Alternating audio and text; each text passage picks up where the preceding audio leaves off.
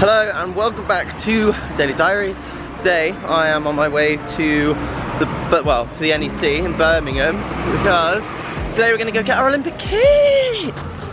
4th Olympics. So going to go and collect all of the Adidas stuff that we're going to be wearing, all of the team uniforms for opening, closing. Not that we're going to go to opening or closing, but I'm assuming I don't know if we're even going to get that. I don't really know what we're going to get. So I'm going to be trying on a few bits and bobs, and I'm excited because I also like to knit on a train, so that's one thing I'm excited for, but I'm also very much excited to be able to have a little bit of a chance to see the kit and it all starts to feel a little bit more real. So, and also my face is puffy as all hell because hay fever is killing me. All of this lovely sunny weather is giving me a little bit of the old, look at those puffy swollen eyes. Anyway, about to get on the train and head to Birmingham.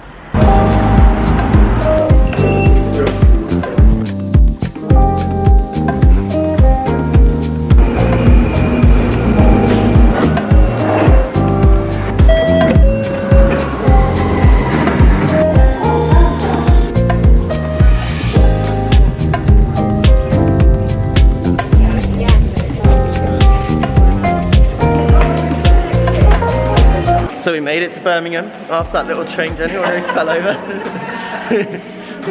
Nearly just tripped. So we're at the NEC, it says welcome to the NEC. Yeah, and we're gonna go pick up our kit. It looks like we're gonna be getting a lot from all the things that we've seen. I'm so excited. Keep your mask on to talk. Sorry. People can still hear you. Forgetting. So yeah, we're going to NEC and we're gonna get some Kitalicious. Stop it. Matty, Yeah? can you read? Please Stop it! You mouth and nose covered at all times, por favor. Catfish people were like that. So we just checked in, got our little wristbands ready to go, checked our temperature, and also we've changed our masks. And now we're about to go and kit out. Look at the little signs, look!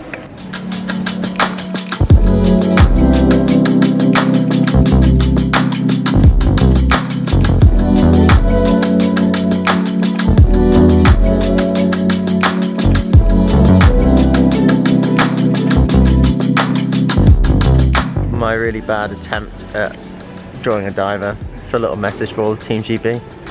Not good.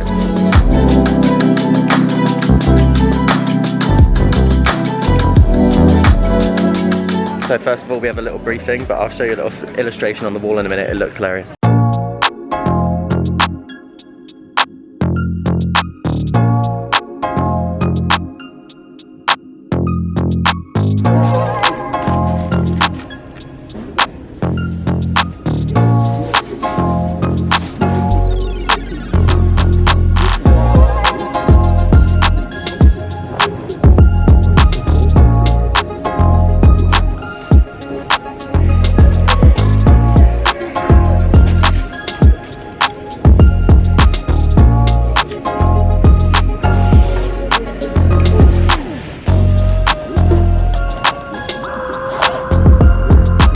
Oh, I missed the photo shoot for Matty.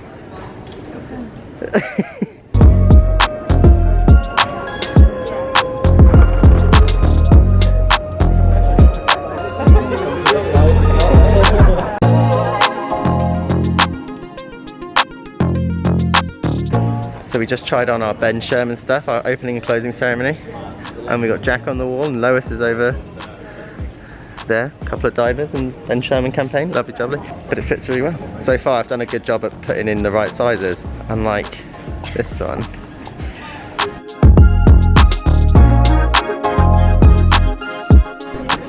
So obviously we've just done Ben Sherman, so now we're going to smash your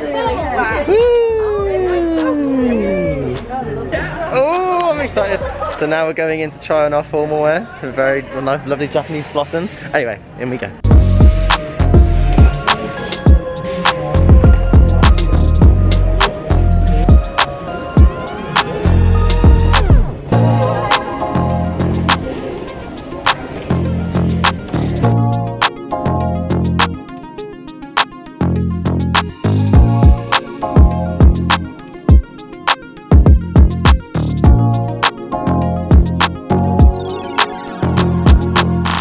Trying on the Adidas kit and like, come on, how cool is this? It's It's like a see-through thing. Look, see-through. Like rain poncho thing. Da, da, da. Oh, there he is. There he is. Just a giant, massive thing of me on the wall. So we just finished our official kitting out. We got all of the competition wear here. We've done our, tried everything on, but then we're also going to do some media things. But look how cool this little LED wall is, like very much what I would like in my house, to be honest. Lovely jubbly. Another, well, 4th Olympic kit. Woo. So after collecting all the kit, this is where we have our little media section. We've done photos and interviews and things like that. And now we're waiting for our buzzer to go off so we can get pizza. No, I'm joking, it's actually for our kit, but I'm hungry. My pizza's ready, and I'm gonna go and collect my, where do I go? Here, oh there we go. Gonna go collect it, ideal. And then where do I go? Oh, come on Aldi, here we go. Right, so now we're actually gonna go and get the kit now. So what are we doing? So what we're gonna do is you're gonna walk forward until the screen turns black. Okay. And then as soon as the screen turns black, yes, I want you to take a few steps back so you can just see what's going on. Okay, fine. Oh, are we ready? I'm ready. I feel like I'm walking down the aisle.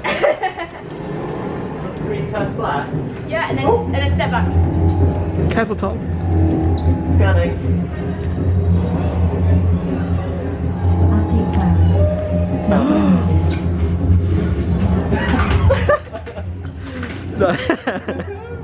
Yay! Do I go through or does it look okay?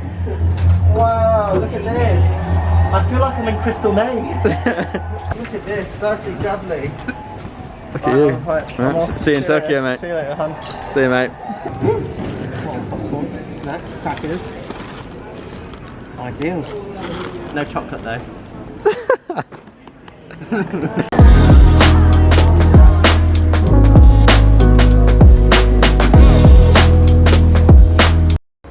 Made it back home with all my kit on the train. I obviously couldn't film anything because I was carrying so much stuff.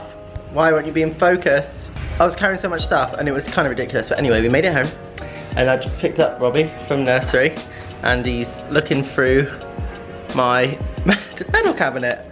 Because when we came home, I told him that I went and got my Olympic kit and he wanted to, as soon as I said Olympics, he went to the cabinet, bless him. So, yeah, I mean, it was fun. It was a fun day and it's starting to feel really real now, which is really exciting. It's getting to the point now where I'm, you know, there's always that little part of me that's kind of been thinking, oh, you know, it's never gonna happen. It's not gonna happen because there's far too many things that could go wrong with COVID and all that kind of stuff, but it's starting to feel a little bit real.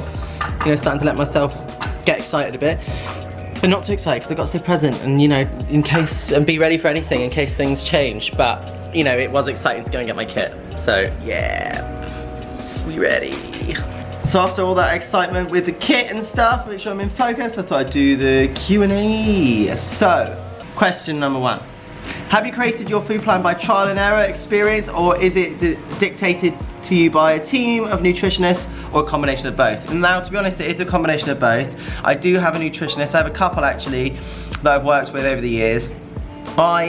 Initially, leading into 2012, I didn't really have a nutritionist or that much help with nutrition, and I really struggled with nutrition. It's something that I get into a lot more detail in my book, coming up for air. There'll be a link in the description. No, but seriously, it was something that I really struggled with, and not just in terms of speaking with nutritionists, but also psychologists to try and actually come up with a plan for me to be able to get out of my head with that kind of stuff. So, you know, there is a combination of experience, a combination of more education, understanding why I need certain things and when. It's not just about what I'm eating, it's about the timings of it and all that kind of stuff. So, yeah, I've had to work with a lot of nutritionists to help me understand it a bit more, but also a lot of experience of what works / what, because, you know, so everything is different for every person when it comes to eating. Next one, after having to protein load for competition, do you think you'll have difficulty adjusting calories downward after you retire someday? It seems like that would be really hard to do for anyone, but especially after growing up as an athlete with an athlete's diet.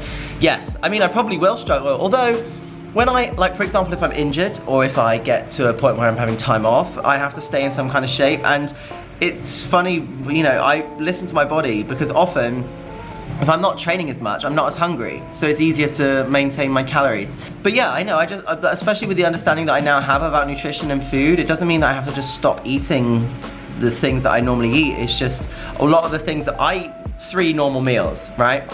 So then all of the stuff in between is the additional stuff that I do because of training. For example, after tri-land sessions, having like some little carb snack or a bit of protein or that kind of stuff, that automatically comes out when I'm not training. So that automatically reduces the amount of calories I'm doing. I'm probably gonna still be active because it's just in my nature to be active. So yeah, it will be a struggle, but at the same time, I think it's, you know, the biggest thing for calories is alcohol.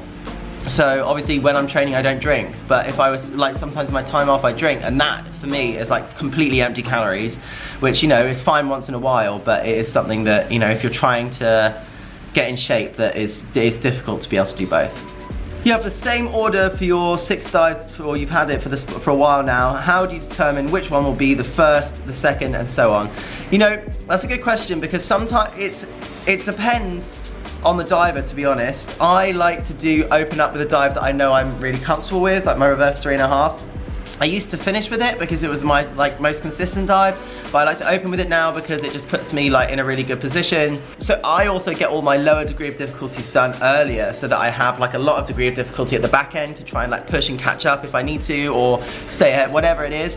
But honestly, it's just whatever works for you, what you feel comfortable with first and foremost. But also you don't want to be leaving your easiest dive till the end, because if you're close to the person and they've got a higher degree of difficulty than you, then their chances of winning is extremely, is a lot higher than anyone else. So I think it's just about making sure that you do what you can to give yourself the best chance tactically, but at the same time make sure that you're comfortable, that you know that you can do those dives under pressure, if that makes sense.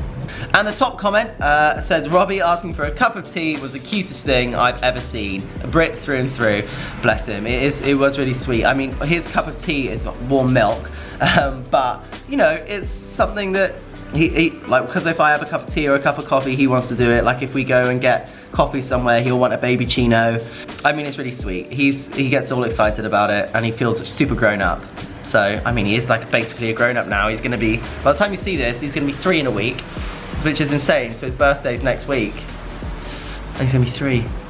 Time has flown. Hope you enjoyed the video. Make sure you leave a comment below for questions for next week. Make sure you subscribe, like, and all that kind of stuff. It's getting close now to the Olympics. We're nearing the end of Daily Diaries, or this particular series anyway. So yeah, stay tuned.